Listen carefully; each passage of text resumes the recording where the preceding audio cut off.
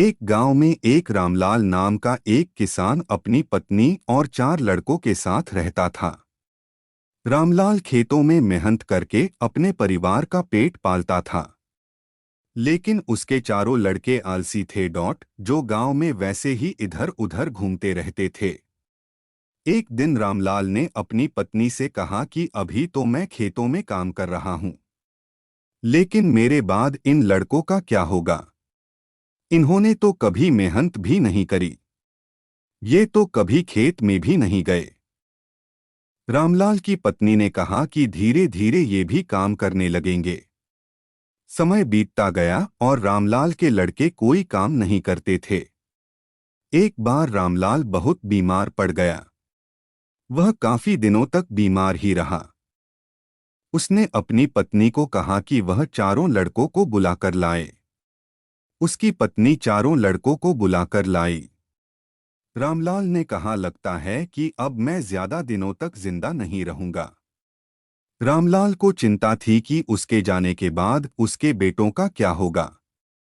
इसलिए उसने कहा, बेटों, मैंने अपने जीवन में जो भी कुछ कमाया है वह खजाना अपने खेतों के नीचे दबा रखा है। मेरे बाद तुम उसमें से खजाना निकालकर आपस में बांट लेना। यह बात सुनकर चारों लड़के खुश हो गए। कुछ समय बाद रामलाल की मृत्यु हो गई। रामलाल की मृत्यु के कुछ दिनों बाद उसके लड़के खेत में दबा खजाना निकालने गए। उन्होंने सुबह से लेकर शाम तक सारा खेत खोद दिया, लेकिन उनको कोई भी खजाना नजर नहीं आया। लड़के घर आकर अपनी माँ से बोले, माँ, पिताजी ने हमसे झूठ बोला था। उस खेत में हमें कोई खजाना नहीं मिला। उसकी माँ ने बताया कि तुम्हारे पिताजी ने जीवन में यही घर और खेत ही कमाया है, लेकिन अब तुमने खेत खोद ही दिया है तो उसमें बीज बो दो।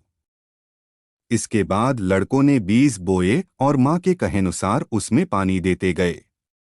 कुछ समय बाद फसल पककर तैयार हो गई, जिसको बेचकर लड़कों को अच्छा मुनाफा हुआ, जिसे लेकर वह अपनी माँ के पास पहुँचे। माँ ने कहा कि तुम्हारी मेहनत ही असली खजाना है, यही तुम्हारे पिताजी तुमको समझाना चाहते थे। सीख, हमें आलस्य को त्याग कर मेहनत करना चाहिए। मेहनत ही इंसान की असली दौलत है। अगर आपको यह वीडियो अच्छा लगा हो तो चैनल को सब्सक्राइब करें, लाइक करें और शेयर करें और बेल आइकन जरूर दबाएं।